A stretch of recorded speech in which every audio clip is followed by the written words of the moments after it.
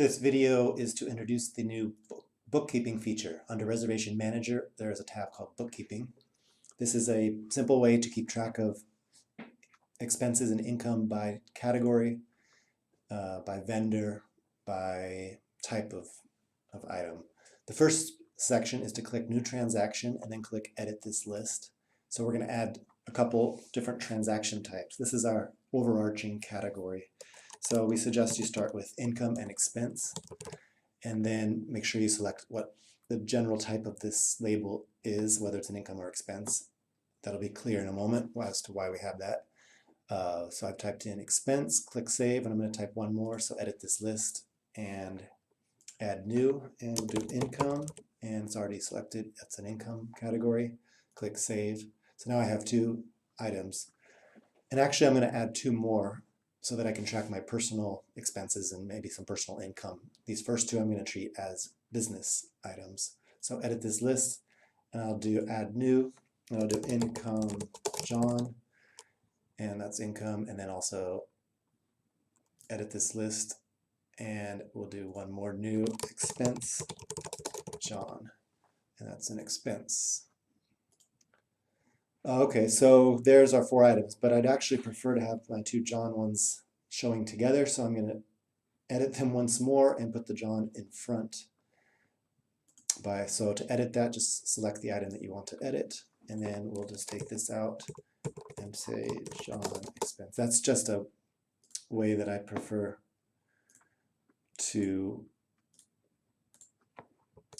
organize the list. And we'll edit one more, and that would be this one.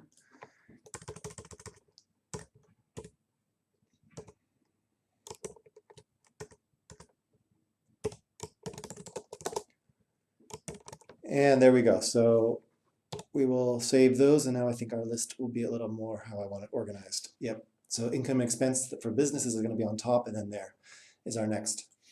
So the first step now would be to select what we want to add our next item. So let's say we want to add an expense.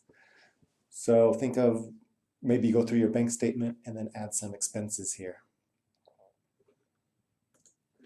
The first item could be, so we have no items there, so we also need to add our first payee. So if you have no payees in the list, it's going to come up default to the new. So let's say we're adding our office rent, and our office's rent is paid to California Land Offices. So that's the name of the company that manages the office. So we'll click Save, and then we're going to say category, and there's no categories there, so we're going to also add our own, and we're going to call this rent. You could also select a suggestion if you want, but I found it easy just to think of my own categories as I go. So click Save, type in the amount. So this will be our rent for December. So we'll say it's $1,200. Payment date was 12, we'll change this to 12/1. And we'll do Save and New. So we're going to add another expense. This time it's not going to be for California Land. It's going to be our utilities. So add new, and we're going to say PG&E. That's who we're paying the check to. And we're going to call that electricity, or let's just call it utilities instead, and click Save. And then we're going to add in our amount for December, which was $250. And we can leave the payment date the same since we're going to keep it in that. So if we were going through our bills for the last months, we would just keep adding Save and New and put in different amounts, or whatever the amount was for each month. And you can edit this just by typing in and then Save and New, and keep going through, and I'll add a few more months here. Now I've added a few more months for PG&E, and I just remembered I want to add a couple more months of rent. So if I select land offices, this automatically changed to the category previously used, and I can just go and add a couple more months of rent. Now let's say we want to add some income for the business. So I'll click income. We could either say maybe they paid us a refund, so we can use the same category here. California gave us some rent back, so I'm going to add a new category called refund. And I'll say they gave us, maybe we overpaid to $67, and we paid that recently. And then let's add another income type, maybe client payments. So we'll edit this and do add new. And we'll call this software subscriptions. We'll click save and we'll type in an amount. Maybe we made that in December. And we can add a couple more of those for the last couple months.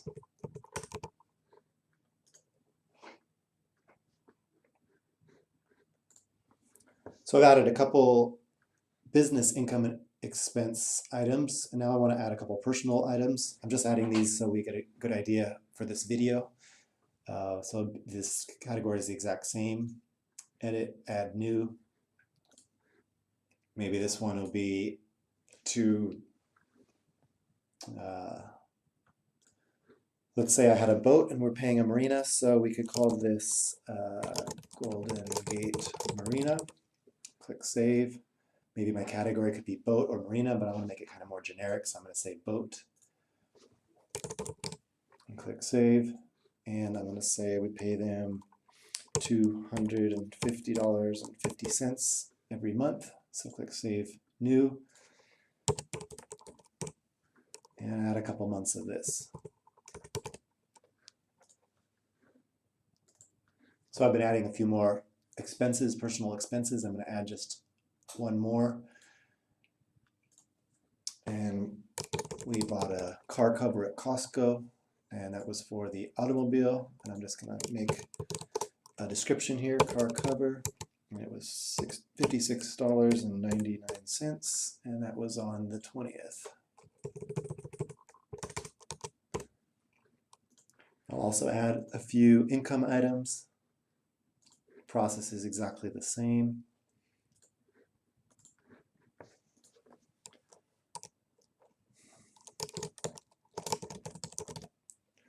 So this person, Tim Johnson, category, we're going to say this will be gift. And he gave me $5,000 on August 25th. And just make a quick memo so I can remember all that. So we've added all that. I'm going to save and close. And now we can see all the different items we've added right here. Now this is where things get more interesting, because now we can use different filters or grouping to see what we've been spending. So if we click filter, we have several options. There's a date range filter, transaction type. If I only want to see my business items, I can click just the business items and then apply. And now I'm only seeing items relating to the business. You can also sort those so that it's easy to see who we paid to. We can also group by paid to, and then it splits them up into different categories with totals below each category. Or if you click the header, then they are collapsed and you see the total just next to the category name. So between the filters and the grouping, it's very flexible as to what you've been paying in and out.